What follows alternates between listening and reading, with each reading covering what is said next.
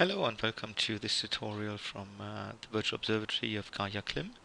I'd like to briefly introduce the essential climate variable of humidity. There is still some glitch with the plotting, but we have as a reference the GRUAN radiosonde data with either UK Met Office or ECMWF NWP model to extend the profile beyond the explosion altitude of the balloon.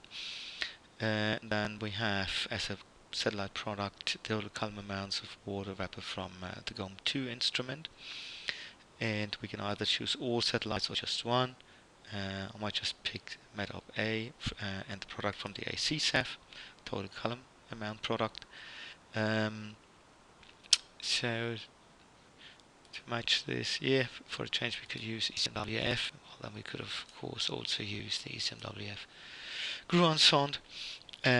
And we still have quite a number of observations, so maybe we just narrow this really down with the collocation criteria to get a few less observations to work with a bit more easily.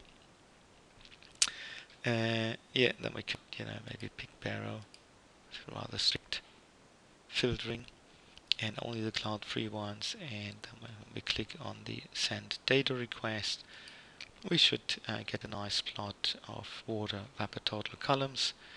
Now there is a glitch with the plotting engine, unfortunately, so it doesn't show up right now. We will have to replace this video with a newer one once this is fixed. But you could also export the data from here and look at it, and you will get some netcdf files that you can work with offline. Unfortunately, there's not much more I can show you with the water vapor as in the geophysical space. So here it's really the derived water vapor from the satellite compared to the in situ measurement of the GRUAN sonde, as opposed to the brightness temperature data where we went into level 1 space with the GRUAN sondes. So this is the inverse, so to speak. Okay, sorry I can't show you this in a nice way, so we have to update this video as soon as we can.